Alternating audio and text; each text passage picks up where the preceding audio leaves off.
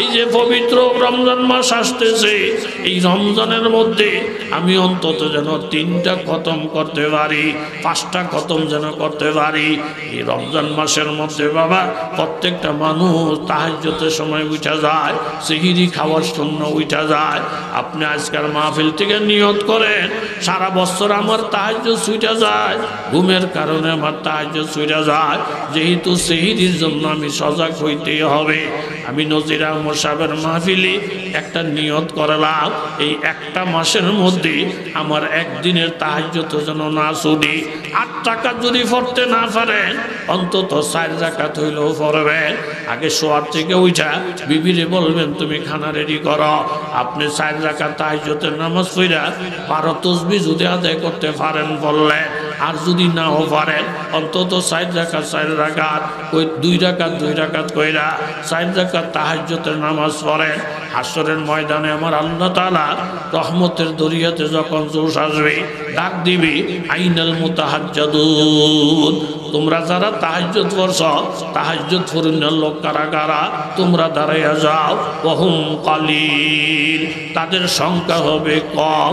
আল্লাহর নবী বলেন যখন তাহাজ্জুদ গুজার কারা দাঁড়াইয়া যাও, একদল লোক যখন দাঁড়াইয়া যাবে আমার আল্লাহ ঘোষণা করবে যারা গভীর ঘুমের টাইমে তাহাজ্জুদ পড়ছে তোমাদের কোনো হিসাব নাই, পত্র নাই, তোমরা বিনা হিসাবে জান্নাতে চলে যাও। জোরে কান সুবহানাল্লাহ। এই জন্য দোস্তরা আমার, হযরতে জাফর ইবনে আবি তালেব বিবিকে রেখে বলেন, বিবি গো আমার, আমাকে বাড়িতে ঢুকার জন্য অনুরোধ করো না, ঘরে যাওয়ার জন্য আমাকে বাধ্য করো না। মাগো আপনিও একটা দায়িত্ব নেন, আপনার স্বামী যদি আজানের পরে মসজিদে না যায় আপনি ওনার সাথে ভালো ব্যবহার করেন, নামাজটা পড়ে আসেন, আমি নিজে বানাই একটা চা খাওয়াবো, নামাজটা পড়ে আসেন, আজকে সুন্দরভাবে বিছনাটা গুছিয়ে দেব, নামাজটা পড়ে আসেন, আজকে আপনার জন্য আমি গরম পানির ব্যবস্থা করবো। এইভাবে আপনি উৎসাহ দিয়া দিয়া স্বামীকে ইবাদতের দিকে আগাইয়া দেন। হাদিস শরীফের মধ্যে আসছে ওই স্বামী স্ত্রীর কর্ম দিয়া আল্লাহ তাআলা খুশি হইয়া যায়। আগে বিবি তাহাজ্জুদের জন্য উঠছে, 2 রাকাত তাহাজ্জুদের নামাজ পড়া স্বামীরে ডাকতেছে, স্বামী আপনি ওঠেন তাহাজ্জুদের নামাজ পড়েন, আমি আপনার জন্য গরম পানি রেডি করে রাখছি, হাতটা ধোয়ার জন্য তৈলা রেডি করে রাখছি, আপনার জন্য জায়নামাজ বিছাইয়া রাখছি। বেশি যদি নাও পারেন অন্তত 4 রাকাত পড়ে শুয়ে যান। কিছুতেই স্বামী ওঠে না, একবার এই দিকে মোসর দেয় আবার ওই দিকে মোসর দেয়, কিছুতেই যখন ঘুমটা ভাঙে না তখন বিবি আইসা সামান্য একটু পানির ছিটা স্বামীর মুখের মধ্যে দিয়েছি। পানিটা ছিটকা মারার সাথে সাথে এখন তো আর স্বামী ঘুমাইতে পারে না, কোরমর করে উঠছে, তোর কারণে শান্তি পাই না, ডাইন দিকে শুইল তুমি ডাকা, বাম দিকে শুইল তুমি ডাকা। যাই হোক মুসরা মাসরি করে উঠা অজুটা বানাইছে, বানাইয়া স্বামীও তাহাজ্জুদের জন্য দাঁড়াইয়া গেছে। পাশে তো বিবি তাহাজ্জুদের নামাজ পড়ছে, আর বিবির পাশে স্বামীও যখন তাহাজ্জুদের জন্য দাঁড়াইয়া গেছে। এখন আর আমার আল্লাহ সহ্য করতে পারে না, ফিরিস্তাদেরকে ডাইকা বলেন, রহমতের ফিরিস্তারা স্বামী স্ত্রীর মোহাব্বত কাকে বলে একটু নজর করে দেখ। বিবি তাহাজ্জুদের নামাজ পড়া কত কৌশল কইরা, কত ভালোবাসা দিয়া, কত রকমের ফন্দি কইরা স্বামীর উঠাইয়া দেখো তাহাজ্জুদের জন্য বিছনায় দাঁড়া করাইয়া দিছি। এই স্বামী স্ত্রীর এই ভালোবাসা দেখা আমি আল্লাহ তাআলা বড় খুশি হইয়া গেছি।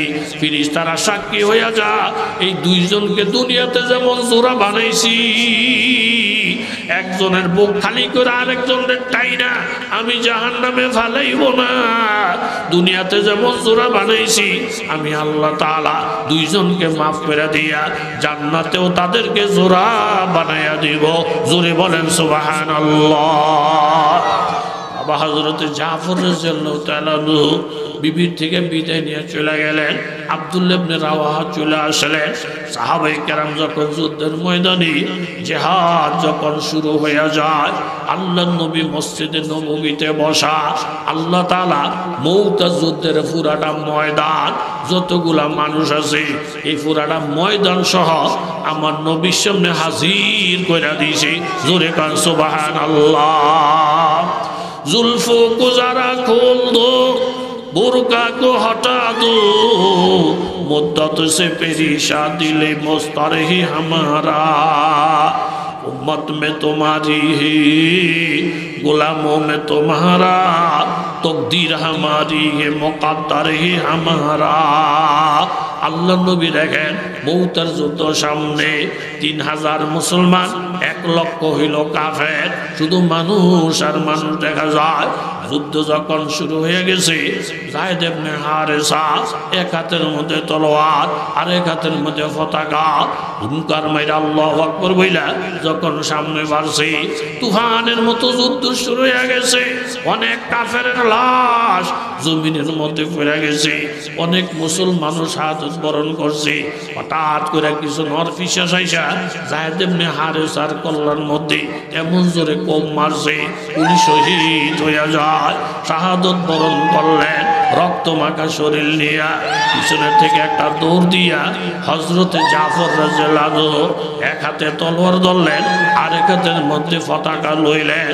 উনি একটা মুহূর্তের জন্য যুদ্ধ বন্ধ রাখলেন না, তলোয়ার পতাকা নিয়া হযরত জাফর যখন সামনে বাড়ে, একজন নরপিশাচ আইসা হযরত জাফরের ডান হাতের মধ্যে তলোয়ার মারছে, সাথে সাথে ডান হাতটা শহীদ হয়ে গেছে। বাবা 5 মিনিটের লেগে একটু মুরাকাবা করেন, একটা হাত যদি এইভাবে নিজের দেহের থেকে সরে যায়, এই হাতের ব্যথায় তো মানুষ দৌড়াইয়া তাঁবুর মধ্যে চলে আসার কথা। ডান হাতটা যখন শহীদ হয়ে গেছে, বাম হাতে পতাকা ধরছেন, তবুও যুদ্ধ ছাড়ে নাই। বাম হাতের মধ্যে আরেকটা কোপ পড়ছে, বাম হাতটা শহীদ হয়ে গেছে। এখনো তিনি ফলায় নাই, বরং মুখের মধ্যে কামড় দিয়া পতাকা দাঁড়ে দইরা হযরত জাফর সামনে আগাইছে। আরেক কাফেরের একটা তলোয়ারের আঘাতে যখন উনি শাহাদাত বরণ করলেন, তখন নবীজি আর কান্না রাখতে পারলেন না। উপস্থিত সাহাবীদেরকে বলেন, সাহাবীরা শোনো রে, এইমাত্র আমার জাফর শাহাদাত বরণ করছে, তবে আমি নবী আমার নবুয়তের চক্ষু দিয়া আমি যে সিনারিটা দেখতেছি, 2টা হাত শহীদ হয়ে যাওয়ার বদৌলতে আমার আল্লাহ তাআলা জাফরকে 2টা পাখা দান করছে। এই 2টা পাখা মাইরা মাইরা আমার জাফর আল্লাহ পাকের জান্নাত ভ্রমণ করতেছে দেখা যায়। এরপরে আব্দুল্লাহ ইবনে রাওয়াহা উনিও যখন শাহাদাত বরণ করলেন, মুসলমানেরা পরামর্শ কইরা খালিদ ইবনে ওয়ালিদ রাদিয়াল্লাহু আনহুকে সেনাপতি বানাইলেন। উনি সেনাপতি হওয়ার পরে তলোয়ারটা হাতের মধ্যে লইলেন, একটা কোপ মারে কাফেরের কল্লা চলে যায়, আর একটা কোপ মারে কাফেরের গর্দান চলে যায়। কোবাইতে কোবাইতে একটা তলোয়ার ভাঙ্গা গেছে। চিৎকার মারলেন সাহাবীরা, আমাকে আরেকটা তলোয়ার দাও। আরেকটা তলোয়ার দেওয়ার পরে এইভাবে কোপ মারে, আর কোবাইয়া কোবাইয়া সামনে যায়। শত শত কাফের লাশ হইয়া পশুর মতো কাইটা কাইটা জমিনকে লাল বানিয়ে ফেলছে। আমাকে আরেকটা তলোয়ার দাও। দিতে দিতে দিতে দিতে বাবা 9টা তলোয়ার দিছে। কাফের কোবাইয়া কোবাইয়া 9টা তলোয়ার ভাঙ্গা গেছে। এরপরও খালিদ হুঙ্কার মারে, ও নবী সাহাবীরা তোমরা কোথায় রে, আমারে আরেকটা তলোয়ার দাও। এখন আর সাহাবীদের কাছে কোনো তলোয়ার নাই।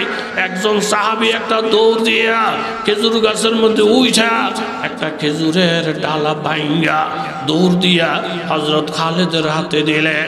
হযরত খালিদ রাদিয়াল্লাহু আনহু খেজুরের ডালাটা যখন হাতে লইছে, হাতে লইয়া নজর কইরা দেখে এই খেজুরের ডালাটারে আমার আল্লাহ তলোয়ার বানায়া দিয়েছে। জোরে গান সুবহানাল্লাহ। हर लहज़ाए मोमिन की नई शान नई आन, गुफ्तार में रफ्तार में अल्लाह की बुरहान, কাহারি ও গাফারি ও কুদ্দুসি ও জাবরুত, ये चार আনাসার হতো বনতা হে মুসলমান। এমনি দিন আইসা যায় নাই, এক দল আল্লাহ ওয়ালাদের অনেক কুরবানির বদৌলতে আজকে আপনার আমার চেহারায় দাড়ি, মাথায় টুপি, উজানির মতো নিরাপদ এলাকায় হাজার হাজার মানুষ নিয়ে বয়ান করা যায়, কেউ বাধা দেয় না। ইনি সাহাবায়ে কেরামও আকাবেরদের কুরবানির বরকত, কথা জোরে বলেন ঠিক কিনা? এই নতুন মাত্র বিবাহ করছে, এখনো বাসর ঘর হয় না। বিবির কাছে পরামর্শ দিলেন, বিবি আসরের নামাজ পড়ে নবী জিহাদে যাইব, আমগো তো বাসর ঘর বাকি, তুমিও আমার জন্য পাগল, আমিও তোমার জন্য পাগল, এখন কি করি? বিবি বললেন, নবী জিহাদে যাবে আর স্বামীরে আটকাইয়া থুইয়া আমি বাসর ঘর করবো? এরকম বেঈমান মানুষের ঘর আমগো জন্ম হয় নাই। নবী যেখানে আপনিও যাবেন সেখানে, হায়াতে বাচ্চা থাকলে বাসরঘর হবে, দেখা হবে। আর যদি আপনি শাহাদত বরণ করেন কোনো লস নাই, আখিরাতে আপনি আমার স্বামী হবেন, বাসরঘর জান্নাতে হবে। জোরে গান সুবহানাল্লাহ। যেমন স্বামী তেমন বিবি। চলে গেলেন তো আমি একটু দোয়া করুম, আপনি আমিন আমিন বলেন। বিবি হাতুরে, আল্লাহ আমার স্বামীর হিম্মত বাড়াইয়া দেন, জেহাদের তৌফিক দিয়া দেন, সহি সালামতে গাজী বানাইয়া আমার কাছে পৌঁছাইয়া দেন। স্বামী চলে গেলেন। এমনভাবে জেহাদ চলছে, মুসলমানেরা বিজয়ের পতাকা উড়াইয়া হাসি খুশি সব মদিনায় ফিরছে। জোরে কোন আল্লাহু আকবার। নবী বলেন, ওই যুবকটা কই? বাপরে বাপ, হেতে কিরম আসে কো, যে বউর লিগা পাগল, বউ হের লিগা পাগল, বিয়ে হইছে, বাসর ঘর তুই জেহাদের মধ্যে হিসেবে কই? সাহাবীরা কই, ইয়া রাসূল এই যে এই যুবক। নবীজি বলেন, যাওজিকা আলাইকা হক্কা, তোমার বিবিরও তোমার প্রতি হক। কোন আছে না নাই? কোন আছে না নাই? জান, এবার আপনি বিবির হক আদায় করেন। আল্লাহর হক আদায় হয়েছে। বিবির সাথে দেখা সাক্ষাৎ করে, বিবি যেই বিপদের থেকে আল্লাহ বাঁচাই আনছে, বাসনের কথা না, সব সাহাবীরা অক্ষত অবস্থায় মদিনায় ফিরছে। এখন তোমার সাথে আমার দাম্পত্য জীবন শুরু হবে। আমার মনটা চায়, আল্লাহ যেহেতু এত উপকার করছে, তোমার সাথে আমি বাসর ঘর শুরু করার আগে আমি ছোট্ট কইরা 2 রাকাত শুকরিয়ার নামাজ পড়ে লই, তুমি বিরক্ত হইয়া না। বিবির কথা শুনে খুশি হয়েছি। আপনিও 2 রাকাত পড়েন, আমিও 2 রাকাত পড়ি। ছোট্ট ছোট্ট সূরা দিয়ে পড়েন, লম্বা করলে আমার কষ্ট হইব। আমিও ছোট্ট ছোট্ট সূরা দিয়ে পড়বো, লম্বা করলে আপনার কষ্ট হইব। যেহেতু আপনিও পাগল, আমিও পাগল, দুইজনে কথাবার্তা ফাইনাল কইরা 2 জায়গার মধ্যে নামাজ শুরু করছেন। জোরে কর সুবহানাল্লাহ। স্বামী যখন নামাজ শুরু করে দিছি, একটা সূরা যখন শেষ হয় আরেকটা সূরা আরম্ভ করে, ওই সূরাটা যখন শেষ হয় আরেকটা সূরা আরম্ভ করে। নামাজের মজা পাইয়া, আল্লাহর মারিফত পাইয়া, বহুর কথা মনে নাই, বাসর ঘরের কথা মনে নাই।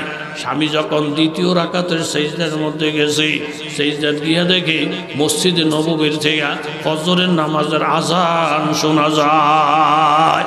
তাড়াতাড়ি করে নামাজটা শেষ কইরা স্বামী চিন্তায় পড়ে গেছে, আল্লাহ তোমার প্রেমে পইরা বউর কথা ভুলে গেছি, নামাজের মজা পাইয়া বাসর ঘরের কথা ভুলে গেছি। সারাটা রাত্র না জানি বিবি আমার জন্য কত চিন্তা করছে, কত না জানি বিরক্ত হয়েছি। বিবির কাছে কি জবাবটা দেব আল্লাহ?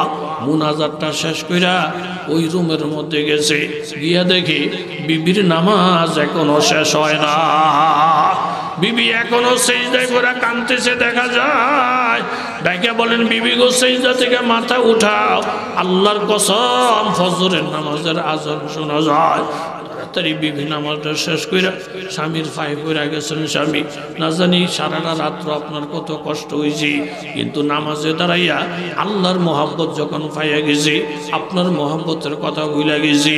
স্বামী বললেন, বিবি আল্লাহ শুকর, যেই খোদার প্রেমে পইরা 2 রাকাতে রাত্র শেষ, ওই খোদার প্রেমে পইরা 2 রাকাতে আমারও রাত্র শেষ।